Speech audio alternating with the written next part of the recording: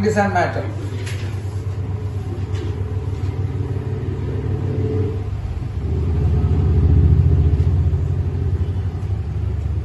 Magnetism and matter.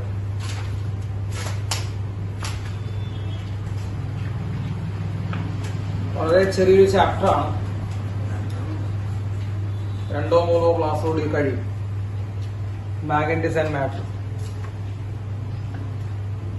അതിലാദ്യം bar magnet, അത് അറിയാത്തവരാരുമില്ല. Bar magnet എന്താണെന്ന് ചോദിക്കുന്നില്ല, ജസ്റ്റ് പറയുന്നുള്ളൂ. സോ മാഗ്നറ്റിന്റെ ഏത് ഷേപ്പ്? Bar shape. സോ ഒരു ബാർ ഷേപ്പ്ഡ് മാഗ്നറ്റ് ആണ് ഈ ബാർ മാഗ്നറ്റ് എന്ന് പറയുന്നത്. ഈ ബാർ ഷേപ്പ്ഡ് മാഗ്നറ്റ് ആണ് ബാർ മാഗ്നറ്റ് എന്ന് പറഞ്ഞു നമ്മൾ പറയുന്നത്. അപ്പോ ബാർ മാഗ്നറ്റ് ഒക്കെ ചിലപ്പോൾ നമ്മൾ കാണണ്ടാവും. അപ്പോ ഒരു മാഗ്നറ്റ് ഒരു ബാർ ഷേപ്പിൽ വരിക, അതാണ് നമ്മൾ എന്ത് പറയുന്നത്? ബാർ മാഗ്നറ്റ് എന്ന് പറയുന്നത്.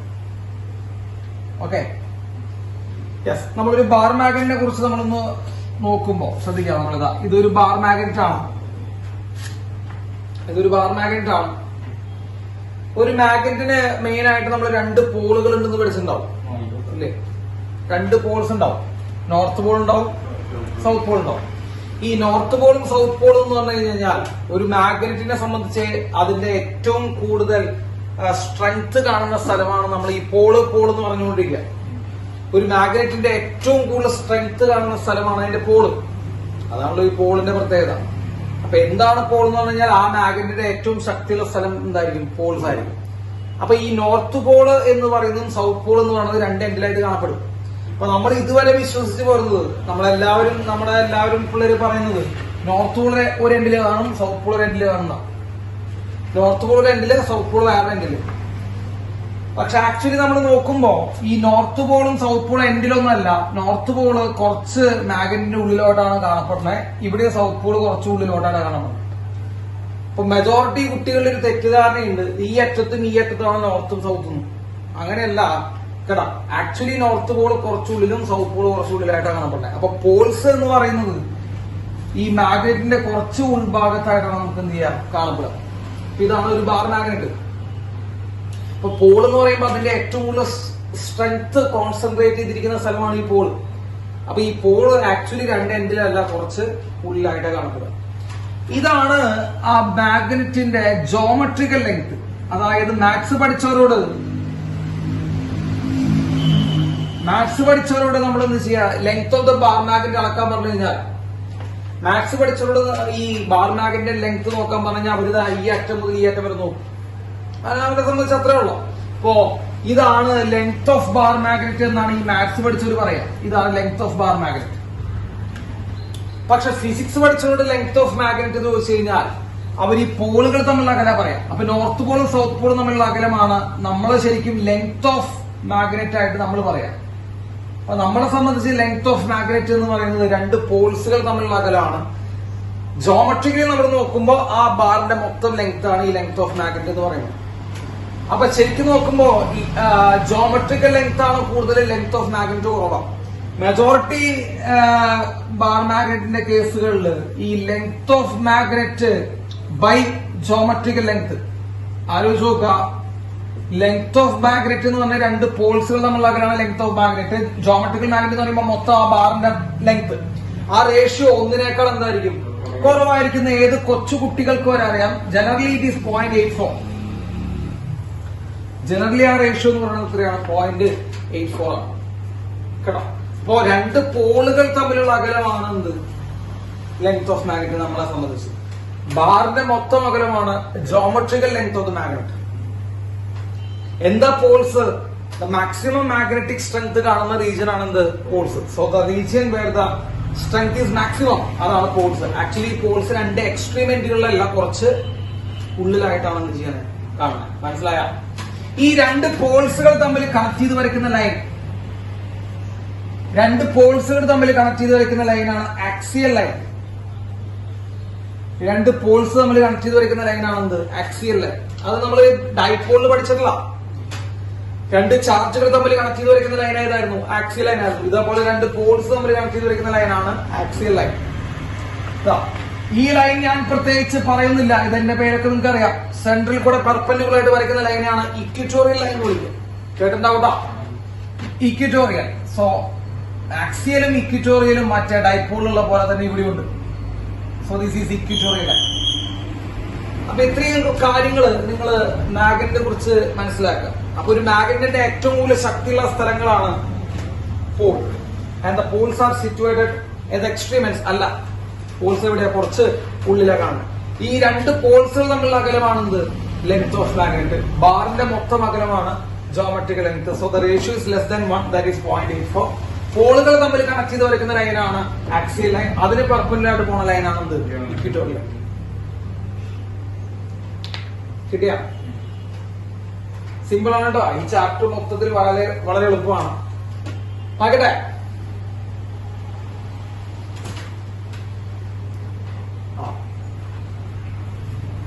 അടുത്തത് the properties of bar magnet. ഒരു 2-3 പ്രോപ്പർട്ടീസ് പറഞ്ഞു പോവാം. Properties of bar magnet. Bar മാഗ്നറ്റിന്റെ പ്രോപ്പർട്ടീസ് എഴുതുക. The properties of bar magnet.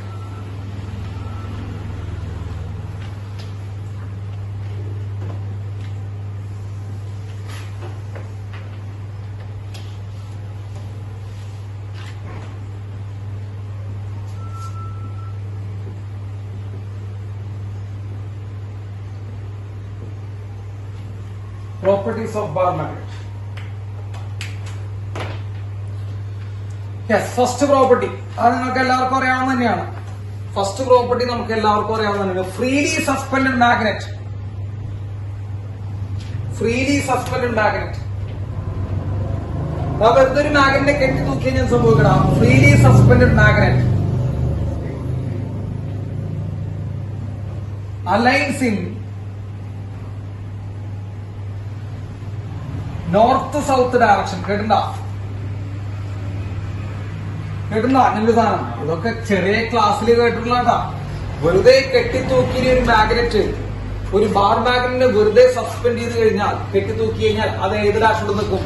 നോർത്തിലേക്കും സൗത്തിലേക്കും നിൽക്കും. കേട്ടിട്ടേ ഇല്ല? കേട്ടിട്ടില്ലല്ലോ? ഉണ്ടാവില്ല.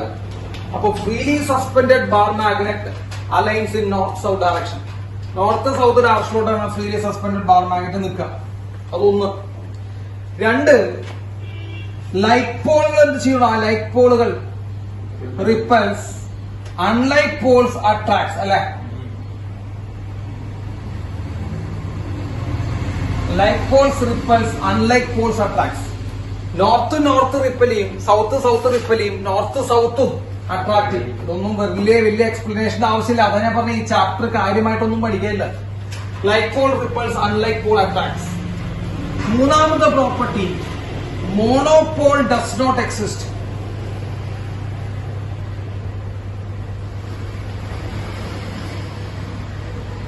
Only dipole exist. Only dipole exist. Monopoles does not exist. Mono എന്ന വാക്കിനർത്ഥം എന്താ? ഒറ്റ പോൾ. ഒരു പോൾസ് ആയിട്ട് നമുക്ക് എന്ത് ചെയ്യാൻ പറ്റില്ല? കാണാൻ പറ്റില്ല. ഒരൊറ്റ പോളായിട്ട് കാണാൻ പറ്റില്ല.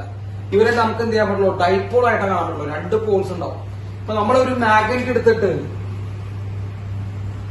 ഇതൊരു ബാർ മാഗ്നറ്റ് ആണെന്ന് വിചാരിക്കട്ടോ. ഒരു ബാർ മാഗ്നറ്റ് എടുത്തു. ഇവിടെ നോർത്ത് ഉണ്ട്, ഇവിടെ ഉണ്ട് സൗത്ത് ഉണ്ട്. ഒരു ബാർ മാഗ്നറ്റ് എടുത്ത് ഇവിടെ നോർത്തും സൗത്ത് ഉണ്ട്. നമ്മളിത് കട്ട് ചെയ്തു. ഈ ബാർ മാഗ്നറ്റ് 2ആയിട്ട് മുറിച്ചു. അപ്പൊ 2ആയിട്ട് മുറിക്കുമ്പോൾ നിങ്ങൾക്ക് തോന്നുന്നു, അയ്യോ ഈ കഷ്ടത്തിൽ നോർത്ത് പോൾ മാത്രമേ ഉള്ളൂ എന്ന് തോന്നിയിട്ട് ഇവിടെ നോർത്ത് മാത്രം എഴുതി വെക്കരുത്. ഇതിങ്ങനെ 2ആയിട്ട് മുറിച്ചു കഴിഞ്ഞാൽ സംഭവിക്കടാ, 2 കഷ്ണമായി മാറിക്കണ്ട. 2 കഷ്ണമായി മാറിയപ്പോ ഇവിടെ നോർത്ത് ഉണ്ട്, ഇവിടെ എന്തുണ്ടാവും? സൗത്ത് ഉണ്ടാവും. ഇവിടെ സൗത്ത് ഉണ്ട് ഓൾറെഡി, ഇവിടെ എന്തുണ്ടാവും? നോർത്ത് ഉണ്ടാവും. അതിന്റെ പ്രത്യേകത. മുറിച്ചു കഴിഞ്ഞ് കഴിഞ്ഞാൽ നിങ്ങൾക്ക് വീണ്ടും എന്ത് ചെയ്യാൻ പറ്റും? നോർത്തും സൗത്തും ഉണ്ടായിട്ട് ഡൈപോൾ ആയിട്ട് കാണുള്ളൂ. ഇനി ഇവിടെ വീണ്ടും മുറിച്ചു കഴിഞ്ഞാൽ ഇവിടെ സൗത്ത് ഉണ്ടാവും, ഇവിടെ നോർത്ത് ഉണ്ടാവും. ഇവിടെ വീണ്ടും മുറിച്ചു കഴിഞ്ഞാൽ സൗത്ത് ഉണ്ടാവും, നോർത്ത് ഉണ്ടാവും. അങ്ങനെ മുറിക്കും തോറും സംഭവിച്ചുകൊണ്ടിരിക്കും. നോർത്ത് സൗത്തിൽ നിന്ന് ഉണ്ടായി എപ്പോഴും എന്തായാലും കാണാൻ പറ്റുള്ളൂ? ഡൈപോൾ ആയിട്ട് കാണുള്ളൂ. ഒരു നോർത്ത് പോൾ മാത്രമായിട്ട് കാണാൻ പറ്റും? ഇല്ല. ഒരു സൗത്ത് പോൾ മാത്രമായിട്ട് കാണാൻ പറ്റും? അതുമില്ല. നോർത്ത് പോൾ മാത്രമായിട്ട് കാണാൻ പറ്റില്ല, സൗത്ത് പോൾ കാണാൻ പറ്റില്ല. ഇത് മുറിച്ച് എലമെന്ററി ലെവലിലേക്ക് വരെ പോവാ. അറ്റോമിക് ലെവലിലേക്ക് വരെ പോയാൽ നിങ്ങൾക്ക് എന്ത് കാണാൻ പറ്റുള്ളൂ? നോർത്തും സൗത്തും കാണാൻ പറ്റും കേട്ടോ. അപ്പോ ഇത് does not exist in Monopoles only exist in dipoles. എഴുതി വയ്ക്കണം. അതാണ് അതിന്റെ മറ്റൊരു പ്രോപ്പർട്ടി. ഇതൊക്കെയാണ് ബാർ മാഗ്നറ്റിന്റെ പ്രോപ്പർട്ടീസ് ഇടാം. Okay. So monopoles does not exist, only dipole exists. Bar മാഗ്നറ്റിന്റെ പ്രോപ്പർട്ടീസ് ആകട്ടെ. പെട്ടെന്ന് പറഞ്ഞു പോവാം. ഇതൊക്കെ already പഠിച്ചിട്ടുള്ളതാണ്.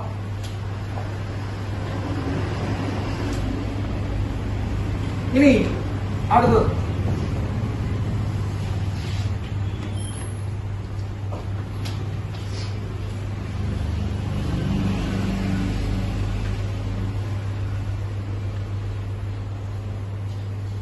Paul strength. Pole strength ഇടാം.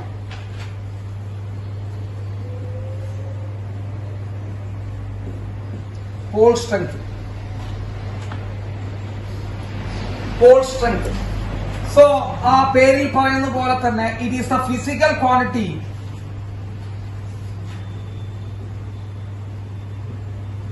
വിച്ച് ഗീവ്സ് an idea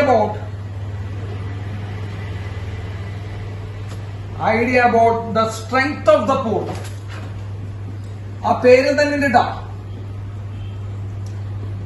അതായത് ഒരു പോളിന്റെ സ്ട്രെങ്ത് എത്രമാത്രം ഉണ്ട് എന്ന് നമുക്ക് ഐഡിയ തരുന്ന ഫിസിക്കൽ ക്വാണ്ടിറ്റിയാണ് എന്ത്? Pole strength. ഇപ്പൊ ഒരു മാഗ്നറ്റിന്റെ പോൾസിന്റെ സ്ട്രെങ്ത് എത്രമാത്രം ഉണ്ട് എന്ന് നമുക്ക് പറഞ്ഞു തരുന്ന ഒരു ഫിസിക്കൽ ക്വാണ്ടിറ്റിയാണ് എന്ത് നോക്കുന്നത്? Paul strength. സോ ഇത്രയും മാത്രമാണ് അതിന്റെ ഡീറ്റെയിലൊന്നും പഠിക്കാനില്ല. അപ്പൊ pole strength is A physical quantity which gives an idea about the strength of the pole. ഒരു കാര്യം കൂടി മനസ്സിലാക്കി വെക്കണം. It referred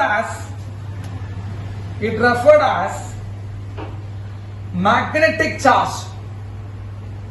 It is referred as magnetic charge. അതിനെ മാഗ്നറ്റിക് ചാർജ് എന്നും പറയാറുണ്ട്. ഇതിന്റെ ഉപയോഗം നിങ്ങൾക്ക് കുറച്ച് മനസ്സിലായിക്കോളൂ. അപ്പൊ ഈ പോൾ സ്ട്രെങ്ത്തിന് നമ്മൾ മാഗ്നറ്റിക് ചാർജ് എന്ന് പറയാറുണ്ട്. കാരണം ഞാൻ നിങ്ങൾക്ക് പറഞ്ഞുതരാം. ജസ്റ്റ് എല്ലാവരും കേൾക്കുക. ഈ ഇലക്ട്രോസ്റ്റാറ്റിക്സിലെ ഇക്വേഷൻസും മാഗ്നറ്റിക്സിലെ ഇക്വേഷൻസ് തമ്മിൽ വളരെയധികം കണക്ഷൻസ് ഉണ്ട്. നിങ്ങൾക്ക് വഴിയെ മനസ്സിലായിക്കോളൂ. ഇലക്ട്രോസ്റ്റാറ്റിക്സിലെ ഇക്വേഷൻസ് അതേ ഡിറ്റോ പോലെ ആവർത്തിച്ചിരിക്കുകയാണ് ഇവിടെ മാഗ്നറ്റിക്സിൽ. ഇപ്പൊ ഇലക്ട്രോസ്റ്റാറ്റിക്സിലെ അതേ ഇക്വേഷൻസ് അതേ ഫോർമാറ്റിൽ ഇവിടെ ഉണ്ട്. നിങ്ങൾക്ക് മനസ്സിലാവും.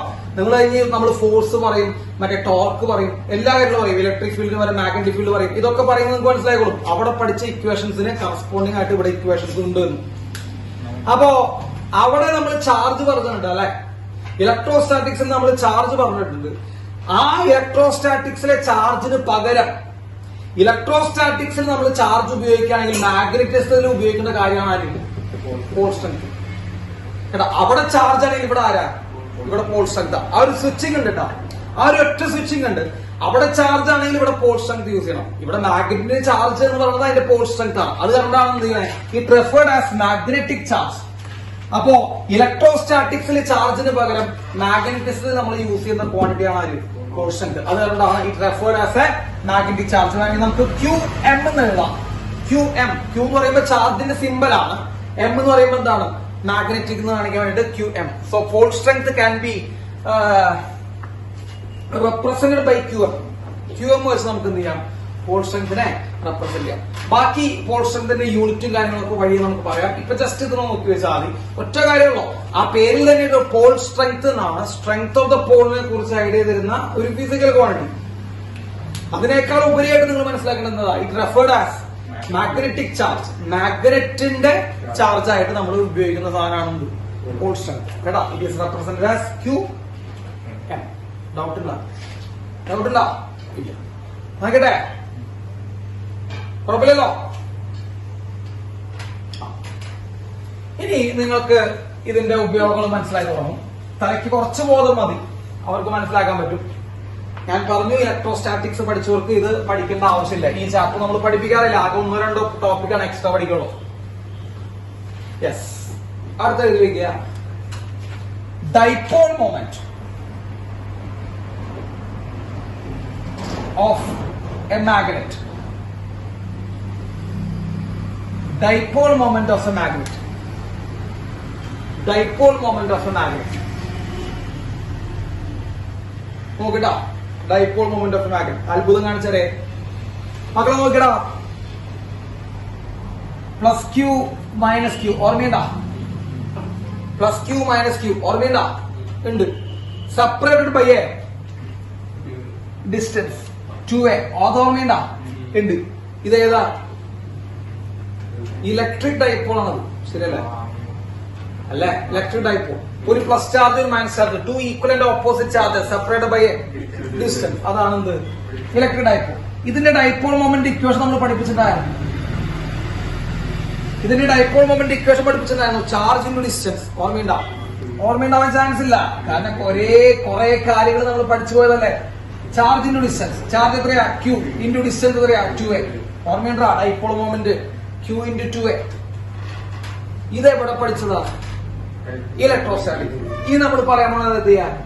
മാഗ്നറ്റിക്സിന്റെ ഡൈപോൾ മൊമെന്റ്. ശ്രദ്ധിച്ചേട്ടോട്ടാ, ഭയങ്കര എളുപ്പം.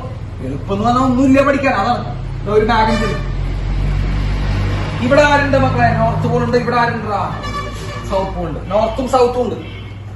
നോർത്തും സൗത്തും നമ്മളെ ഡിസ്റ്റൻസ് നമുക്ക് എന്തെടുക്കാം? 2a എടുക്കാം. വേണമെങ്കിൽ എല്ലാം എടുത്തോട്ടാ. ഞാൻ 2a എടുക്കാൻ ബുദ്ധിമുട്ടുള്ളവർക്ക് എല്ലാം എടുക്കാം.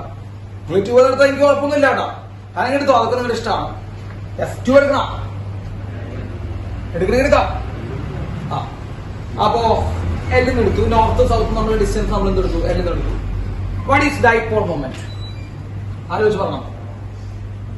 ഡൈപോൾ മൊമെന്റ് ഈക്വൽ ടു, ആലോചിച്ച് പറഞ്ഞേ, ജസ്റ്റ് ഒന്ന് ആലോചിക്കൂ. Dipole moment equal to charge into distance ആണ്.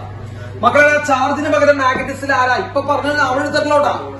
ചാർജിന് പകരം മാഗ്നറ്റിക്സിൽ ആരാന്ന് ഇപ്പൊ പറഞ്ഞല്ലോ. ഏതാ? Paul strength. അപ്പൊ ചാർജിന് പകരം നമ്മൾ എന്ത് ചെയ്തു?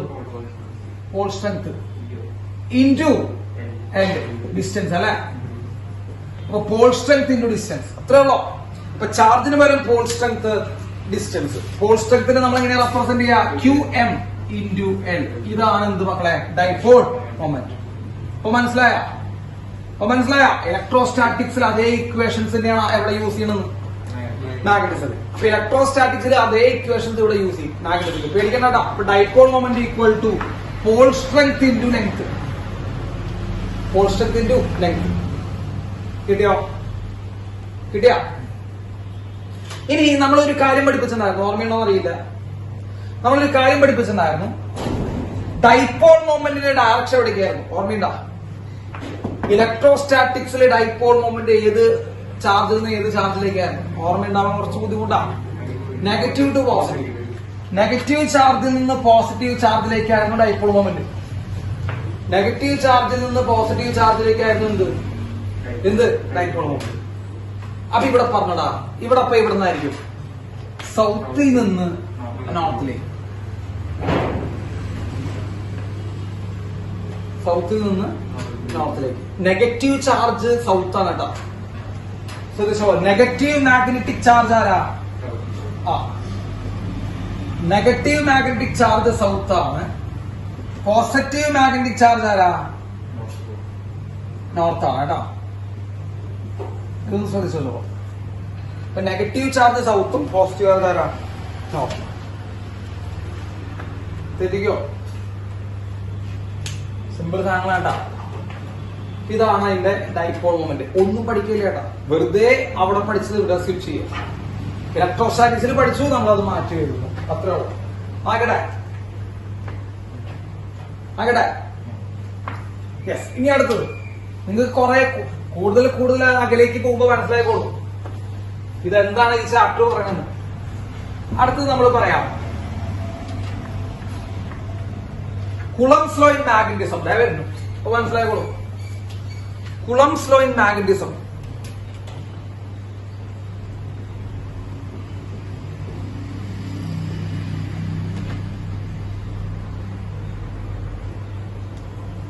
കുളംസ് ലോ ഇൻ മാഗ്നറ്റിസം. മാഗ്നറ്റിസത്തിലുള്ള Coulomb's law. Coulomb's law in magnetism പറയട്ടെ. Coulomb's law in magnetism. ഇലക്ട്രോസ്റ്റാറ്റിക്സിലാണ് നമ്മൾ കുളംസ് ലോ പഠിപ്പിച്ചത്. ഒരു ചാർജ് ഓർമ്മയുണ്ടോന്ന് അറിയില്ല, Q1, മറ്റേ charge Q2 separate by distance. ഓർമ്മയുണ്ടാ?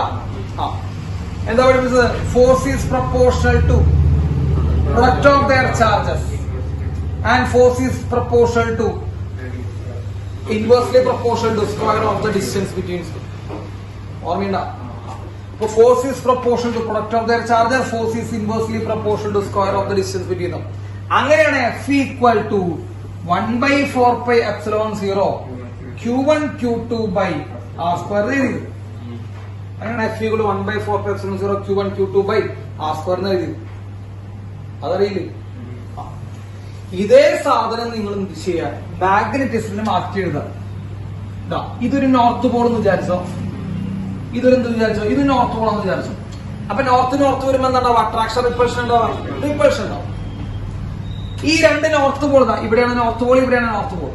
ഈ രണ്ട് നോർത്ത് പോൾ തമ്മിലുള്ള അകലം രണ്ട് നോർത്ത് പോൾ തമ്മിലുള്ള അകലം 6.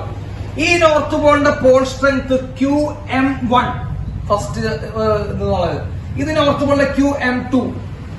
അപ്പൊ ഇവന്റെ പോൾ സ്ട്രെങ്ത് QM1, ഇവന്റെ പോൾ സ്ട്രെങ്ത് QM2. അവർ നമ്മുടെ ഡിസ്റ്റൻസ് ഇനി പറഞ്ഞോ സെയിം സാധനം തന്നെ.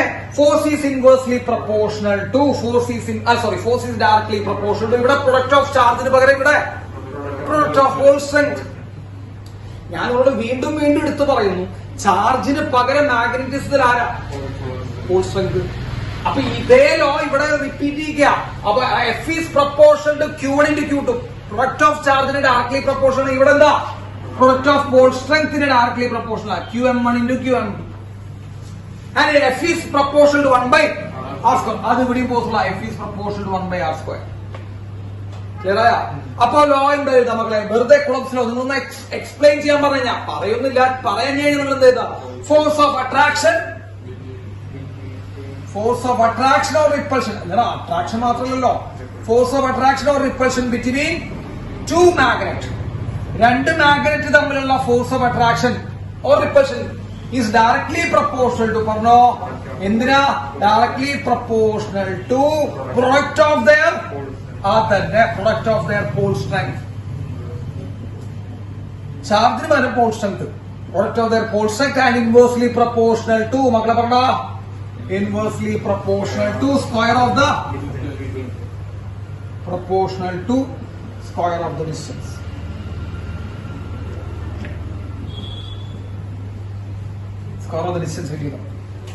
കുളംസ് ലോ പഠിച്ചവർക്ക് ഇത് പഠിക്കണ്ട.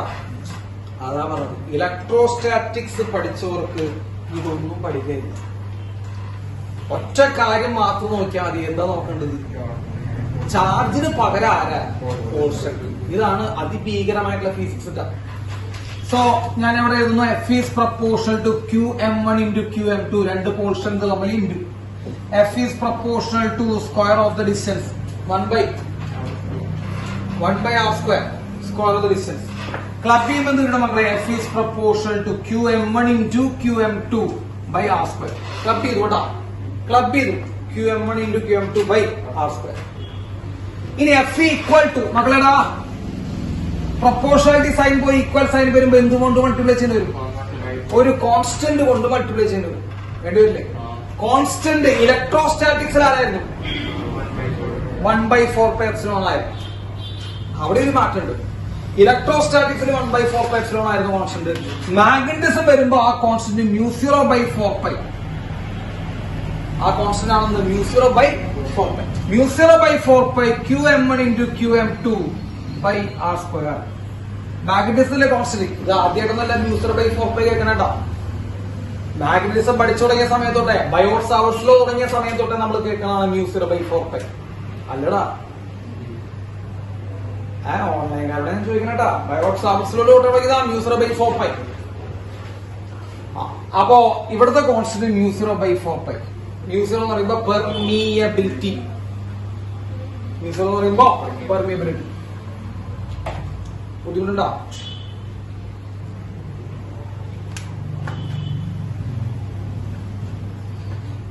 ഓൺലൈനിൽ ബുദ്ധിമുട്ടുണ്ടോ?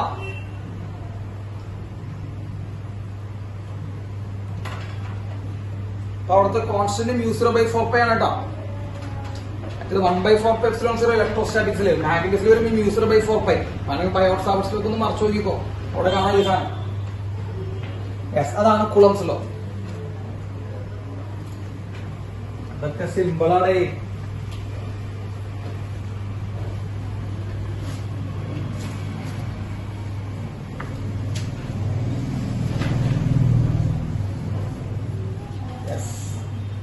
കുളംസ് ലോ കഴിഞ്ഞു.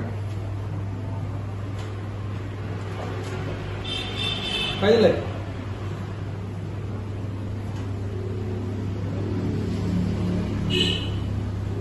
പറയട്ടെ, അടുത്ത് പറയട്ടെ. വാ.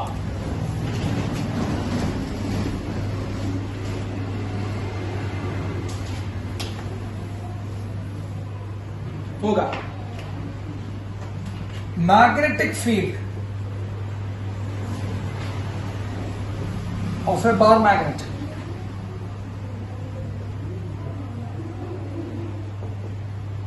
Magnetic field of a bar magnet. Magnetic field of a bar magnet. ആദ്യം നമ്മൾ നോക്കാൻ പോണ ആക്സിയൽ ലൈനാണ്. ആക്സിയൽ ലൈൻ എന്ന് കേൾക്കുമ്പോ തന്നെ ചില ആൾക്കാർക്ക് എന്തെങ്കിലുമൊക്കെ ഓർമ്മ വരണം. ആദ്യം നോക്കുന്ന ആക്സിയൽ ലൈനാണ്. ഓർമ്മയുണ്ടെന്ന് അറിയില്ല, കാരണം നമുക്ക് ഓർമ്മ വരാൻ കുറച്ച് ബുദ്ധിമുട്ടാണ്. Plus Q minus q separate by distance 2a. Dipole, ഡൈപോളിന്റെ ചാർജുകൾ തമ്മിൽ വരയ്ക്കുന്ന ലൈനാണ് എന്ത്? Axial line. ആക്സിയൽ ലൈനിൽ ഒരു point P at a distance r from the center of dipole. പടോർമീണ്ട. അപ്പൊ ഒരു ഡൈപോളിന്റെ ആക്സിയലിന്റെ സെന്ററിൽ നിന്ന് ആ ഡിസ്റ്റൻസ് അകലത്തിൽ ഒരു point P. So P be a point on the dipole on the axial line at a distance r from the dipole. ഇതിന്റെ equation ഓർമ്മയുണ്ടോ? Electrostatics പഠിച്ചുള്ളത് കേൾക്കുന്നുണ്ടോ? Electric field at P equal to 1/4πε0 2 dipole moment by r3. 2p by r3. ഓർമ്മയുണ്ടോ? Axial line എനിക്ക് ഓർമ്മയുണ്ട്. എത്ര തവണ പറഞ്ഞതെന്ന് എനിക്ക് തന്നെ അറിയില്ല. അതേപോലെ പറയുന്നുണ്ട് 1/4πε0 2p divided by r3. 2p divided by r3. അതിൽ p എന്താ? Dipole moment. 1/4πε0 കോൺസ്റ്റന്റ് ആവേ. 2 അറിയാം. p ഡൈപോൾ മൊമെന്റ്, r എന്ന് പറയുമ്പോൾ ഡിസ്റ്റൻസ്. ഇതേ ഇക്വേഷൻ വേണ്ടി ഇക്വേറ്റ് ചെയ്യുക, വേറെ ഒന്നും ചെയ്യല്ല. Axial line. അപ്പൊ ആദ്യം നമ്മൾ എന്ത് വരച്ചു വെക്കണം? ഒരു മാഗ്നറ്റ്. നമ്മൾ ബാർ മാഗ്നറ്റിനെ കുറിച്ച് പറയുന്നേട്ടാ. ഒരു മാഗ്നറ്റ് വരച്ചു വെക്കാം, നോർത്തും സൗത്തും വരച്ചാ. ഇതാണ് എന്താ അതിന്റെ ആക്സിയൽ ലൈൻ കേട്ടോ. കുറച്ച് വൃത്തിയിൽ കാണാൻ വരച്ചോ, കുഴപ്പമില്ല. ഇതാണ് അതിന്റെ ആക്സിയൽ ലൈൻ. ആക്സിയൽ ലൈനിൽ ഒരു പോയിന്റ് ആണ് P at a distance r from the center. r from the center പറഞ്ഞോ. മാഗ്നറ്റിക് ഫീൽഡ് അറ്റ് P യുടെ ഇക്വേഷൻ പറഞ്ഞോ. Magnetic field at P equals നോക്കടാ 1/4πε0 പകരം ആരടാ? μ0/4π. അതാണ് അതെ 1/4πε0 വരെ μ0/4π into 2 into ഇത് ഡൈപോൾ മൊമെന്റ് സിമ്പിൾ ആണ് P. മാഗ്നറ്റിന്റെ ഡൈപോൾ മൊമെന്റ് സിമ്പിൾ എന്താ കൊടുക്കണ്ടേ? P തന്നെ കൊടുത്താൽ മതി. എങ്കിലും മതി. M എന്ന് കൊടുക്കുകയാണെങ്കിൽ M. സാധാരണ M ആണ് കൊടുക്കാറ്. നിങ്ങൾക്ക് ഇഷ്ടമുണ്ടെങ്കിൽ നമുക്ക് M എടുക്കുകയാണെങ്കിൽ P തന്നെ കൊടുക്കാം. അപ്പൊ ഞാൻ M തന്നെ കൊടുക്കാൻ പോകണ്ട. അപ്പൊ Pക്ക് പകരം M ആണ് കൊടുക്കണേ. So what is M? Magnetic dipole moment. പേടിക്കണ്ട, ഡൈപോൾ മൊമെന്റ് നമ്മൾ M തന്നെ കൊടുത്താൽ മതി. നമ്മുടെ ടെക്സ്റ്റ് ബുക്കിലൊക്കെ M ആണ്. അപ്പൊ 2m divided by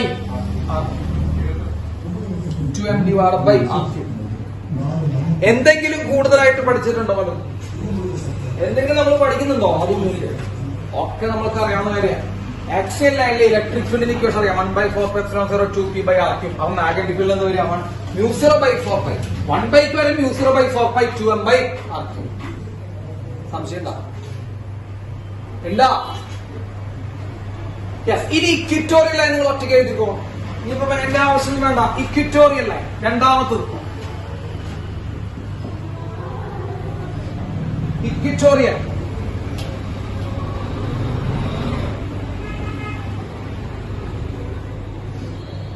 ലൈൻ ഏതാണ് മക്കളെ? ഇക്വിറ്റോറിയൽ ലൈൻ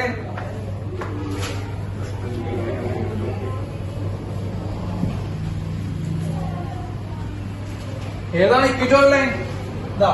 ഒരു ഡൈപോൾ വരച്ചു വെച്ചു. Plus Q minus Q. ഓർമ്മയുണ്ടോ? ഇക്വിറ്റോറിയൽ ലൈൻ ഇതാ.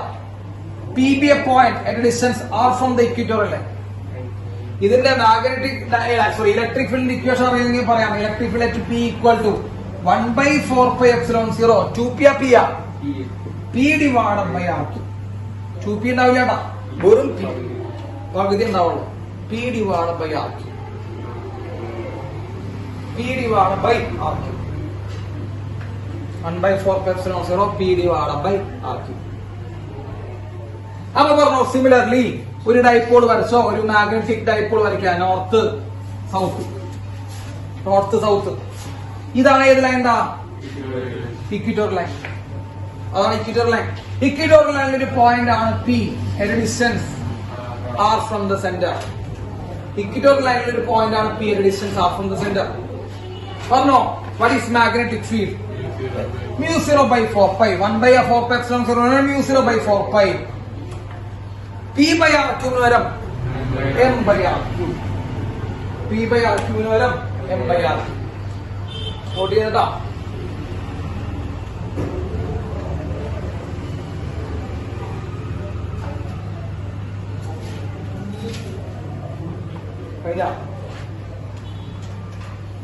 കഴിഞ്ഞ ഇതാണെന്ത്? Magnetic field of a bar magnet. ആകട്ടെ,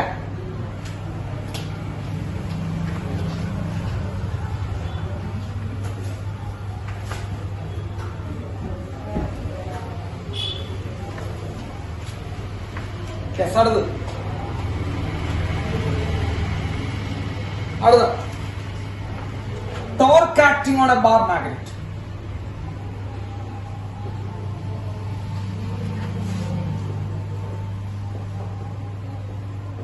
Torque acting on a bar magnet when it is placed in magnetic field.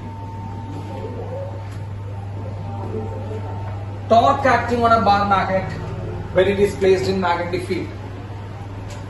ഒരു ബാർ മാഗ്നറ്റിനെ നമ്മളൊരു മാഗ്നറ്റിക് ഫീൽഡിൽ വെച്ച് കഴിഞ്ഞാൽ ഉണ്ടാവുന്ന ടോർക്ക് എത്രയാണ്? പറഞ്ഞ ഇലക്ട്രോസ്റ്റാറ്റിക്സ് നമ്മൾ പഠിച്ചിട്ടുണ്ടാവും. Electric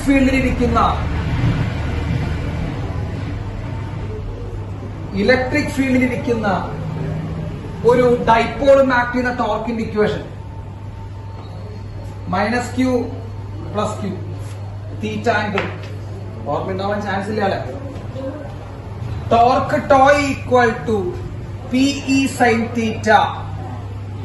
torque tau equal to PE sin theta. Very good. PE sin theta torque. അതിൽ P എന്താ? Dipole moment. ഈ എന്താ? Electric field. സൈൻ തീറ്റ അവർ നമ്മൾ ഉണ്ടാക്കുന്ന ആംഗിൾ അല്ലെ? ഇതേ സാധനം എന്ത് ചെയ്യാ? ബാർ മാഗ്നറ്റിൽ ഒന്ന് ചിന്തിക്കുക. ഒരു മാഗ്നറ്റിക് ഫീൽഡിനുള്ളില് ഒരു ബാർ മാഗ്നറ്റ് ഇരിക്കുന്നു.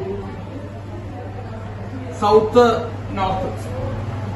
A bar magnet is placed in a magnetic field. Suppose is the angle theta. What is torque? പീക്ക് വരാടാ. പീക്ക് വരാ ഡൈപോൾ മൊമെന്റ് ആരാ? Magnet dipole moment M. Electric field വരാ B. MB sin theta. Torque equal to MB sin theta. മക്കളെ sine തീറ്റ വരുമ്പോ നമുക്ക് M × B എന്നൊക്കെ എഴുതാം. ക്രോസ് പ്രൊഡക്റ്റിൽ എഴുതാ M × B. Torque equal to M × B. ഒന്നും പഠിക്കില്ല.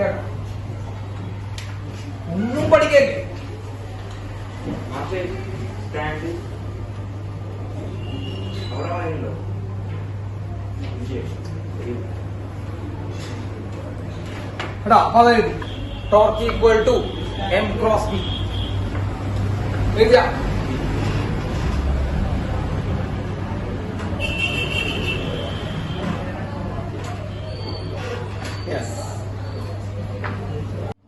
അപ്പൊ ടോർക്ക് ഈക്വൽ എന്ത് കിട്ടി? MB sin തീറ്റ എന്ന് കിട്ടി. മക്കളെ ഇവിടെ ഞാൻ ചെറിയൊരു കാര്യം കൂടി നിങ്ങൾ ഓർമ്മിപ്പിക്കാൻ കേട്ടോ. ശ്രദ്ധിച്ചേക്കാം. Torque equal to MB sin theta എന്ന് കിട്ടി. ഇതേപോലെ ടോർക്കിന്റെ ഇക്വേഷൻ നമ്മൾ വേറെ സ്ഥലത്ത് പഠിച്ചിട്ടുണ്ട്. Torque equal to NBIA sin theta. ഓർമ്മയുണ്ടാവാൻ ചാൻസ് ഇല്ല, കാരണം ഒരുപാട് ഇക്വേഷൻസ് ഒക്കെ മറഞ്ഞു പോയതല്ലേ. NBIA sin theta. Torque acting on a current carrying loop when it is placed in magnetic field. Torque acting on current carrying loop.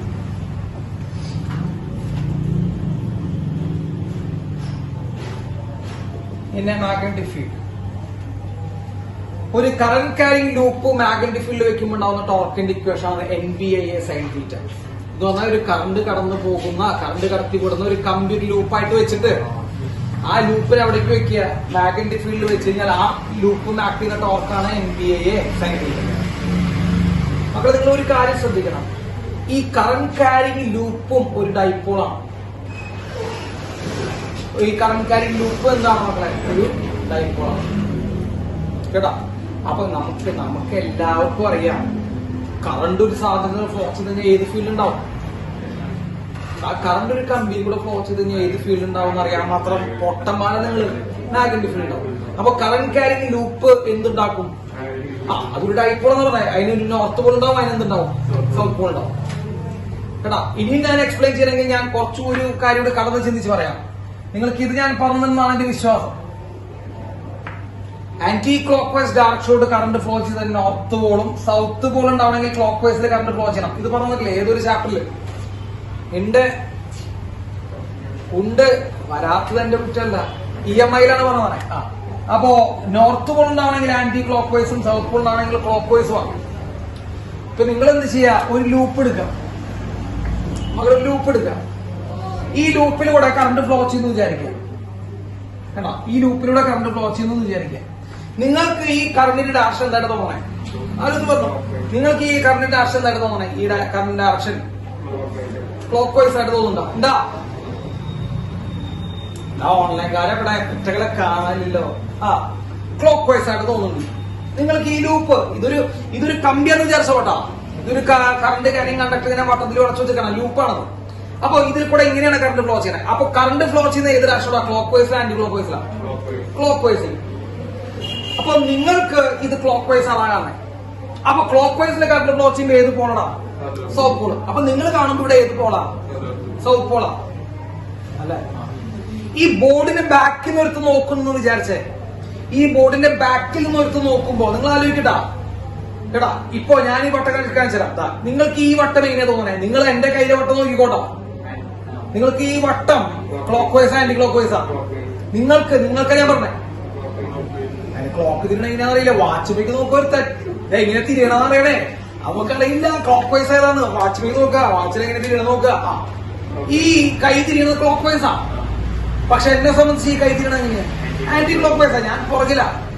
അപ്പൊ അതേ ഒരു കോൺസെപ്റ്റിൽ നമ്മൾ നോക്കുമ്പോ ഈ ലൂപ്പ് നിങ്ങൾക്ക് ക്ലോക്ക് വൈസാ. ബാക്കിൽ നിന്ന് നോക്കുന്ന ആളെ സംബന്ധിച്ച് ആന്റി ക്ലോക്ക് വൈസാ. അവന് ഏത് പോളാ? നോർത്ത് പോളാ. ഇപ്പൊ നിങ്ങൾക്ക് ഒരു കറന്റ് ക്യാരിങ് ലൂപ്പിൽ നിങ്ങൾക്ക് നോർത്ത് പോൾ തോന്നുന്നെങ്കിൽ ബാക്കിൽ പോകുന്നത് എന്താണെന്നുള്ളൂ? സൗത്ത് പോളാ. സോ ഡൈപോൾ ആയിട്ട് തന്നെ എക്സിസ്റ്റ് ചെയ്യണേ. അപ്പോ ഒരു കറന്റ് ക്യാരിങ് ലൂപ്പ് എന്താണ് മക്കളെ? ഡൈപോൾ തന്നെയാ. ഒരു കറന്റ് ക്യാരിങ് ലൂപ്പ് എന്താണ് ആക്ട് ചെയ്യണേ? ഡൈപോൾ തന്നെയായിട്ട് ആക്ട് ചെയ്യണേ. ആ ലൂപ്പിന്റെ ടോർക്കിന്റെ ഇക്വേഷൻ നമ്മൾ പഠിപ്പിച്ചു. NBA സൈൻ തീറ്റ നമ്മള് പഠിപ്പിച്ചതാണ് മാഗ്നറ്റിക് ആൻഡ് മാറ്ററിൽ. NBA sine theta. ഞാനിതൊക്കെ ഒന്നും വായിക്കാനട്ടാ, ഇതൊന്നും നമുക്ക് ആവശ്യമില്ല. അപ്പൊ ടോർക്കിന്റെ ഇക്വേഷൻ എത്രയാ? NBA sine theta. ഇവിടെ ടോർക്കിന്റെ ഇക്വേഷൻ എന്താ? MB sine theta. ഇത് രണ്ടും കൂടി ഇക്വേറ്റ് ചെയ്തുകൂടെ? അയ്യോ ചെയ്തുകൂടാ. ചെയ്യാം.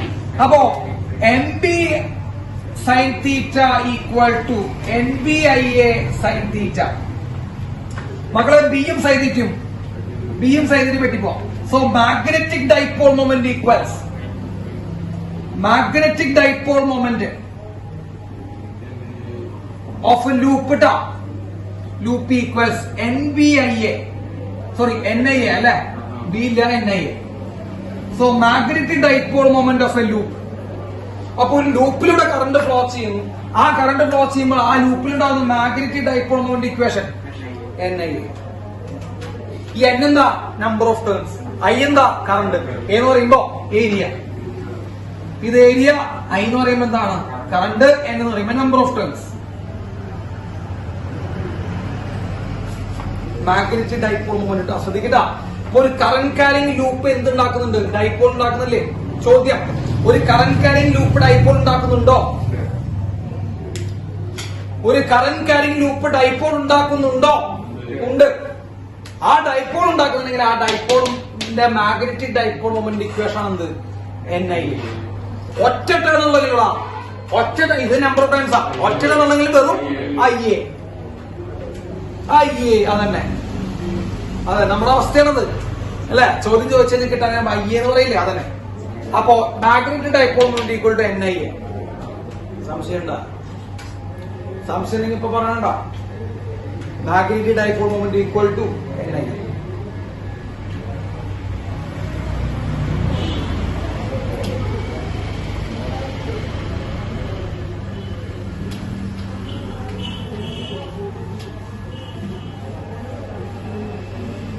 അപ്പൊ നിങ്ങള് നോട്ട് ചെയ്ത് വെക്കണം എന്താണെന്ന് വെച്ച് കഴിഞ്ഞാൽ a current carrying loop will also act as a magnetic dipole. ഒരു കറന്റ് ക്യാരിങ് ലൂപ്പ് എന്തായിട്ട് ആക്ട് ചെയ്യും? മാഗ്നറ്റിക് ഡൈപോൾ ആയിട്ട് ആക്ട് ചെയ്യും.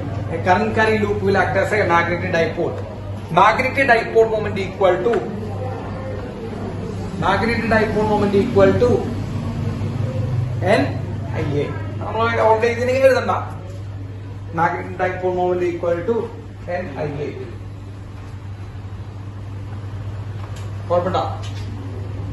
കുഴപ്പമില്ലല്ലോ. യെസ്. അപ്പൊ നമുക്ക് ബാക്കി അടുത്ത ക്ലാസ്സിൽ എടുക്കാം കേട്ടോ. ഓക്കെ.